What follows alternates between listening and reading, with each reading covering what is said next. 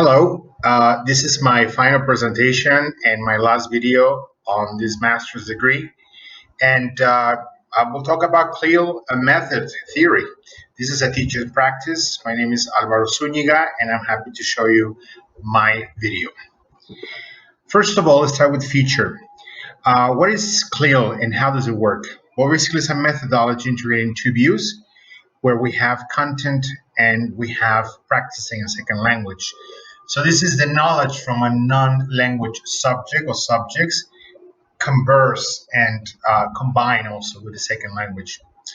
The idea, in this case, the idea that I've decided to work with is a lesson touching on the psychology of emotions. The purpose in all CLEO activities is to identify the goals and the purpose. The topic here is learning about me. In this unit or in this topic, we're going to learn about what we like and what we dislike. Also going to understand our emotions, okay? And finally, we're going to practice how to express our feelings. The production, practice, and presentation, PPP, put in reverse. This is something that CLEO does very well because it starts with production, and then it goes to practice, and then it goes to presentation. Which habits do you like? Can you describe, for example, in this page, which are the habits that you like? For example, which are the habits that you have no problem? Habits that are okay habits. Do the homework, wash your hands, brush your teeth, or go to bed early. Which habits are fine with you like?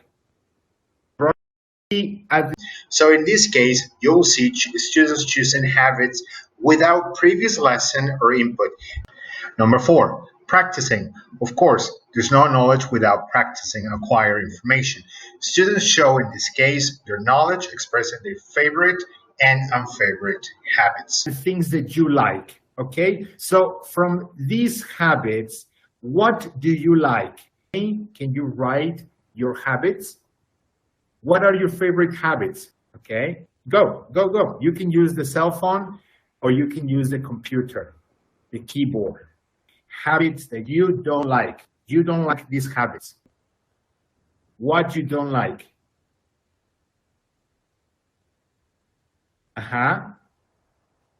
Waking up. Okay. Yes, I agree. Number 5, presentation. Finally, we get students understand the concept. Emotional intelligence is the ability to understand, use, and manage your own emotions in positive ways to relieve stress, communicate effectively, empathize with others, overcome challenge, and diffuse conflicts. Very good.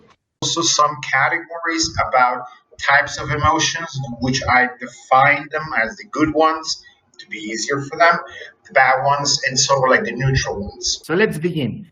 Astonished, you can be amused, like happy, delighted, happy, of course, satisfied, hopeful, or exhilarated.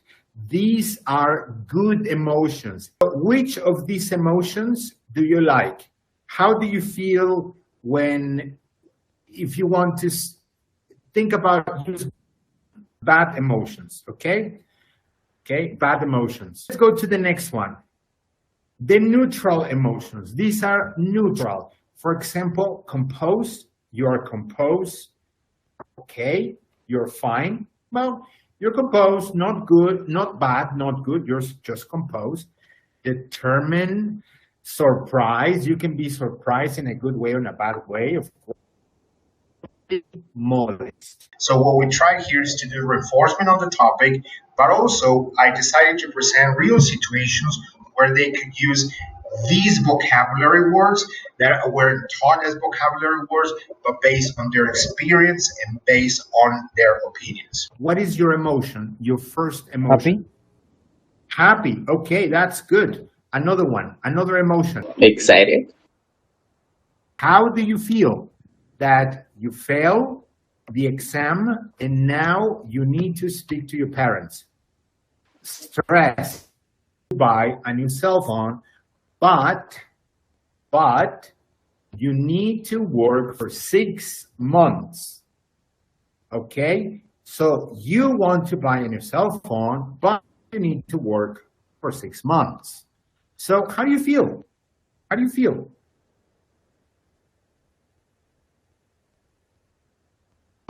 Tired?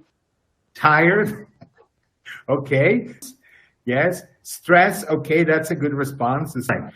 Okay, so the idea before I finish is to work on our emotions and our feelings, okay? Grammar is part of any language. Any language or all the language, each language has its own points of grammar and it has its own manners of how does that grammar works. Not teaching grammar sounds impossible, but trying to figure out how to teach in a different way sounds more challenging for students and for teachers in natural order. As we tend to teach in regular classes, we have to have an order. Grammar has to follow an order. Even though we can jump in time, we have to follow the order of the grammar. And of course, finally, I would like to say that inductive teaching is very promising for all the classes. It's very, very important. And working also with lower levels will require, and this is something I would like to stress, the teaching of more intense grammar as with higher grammar learners. Thank you.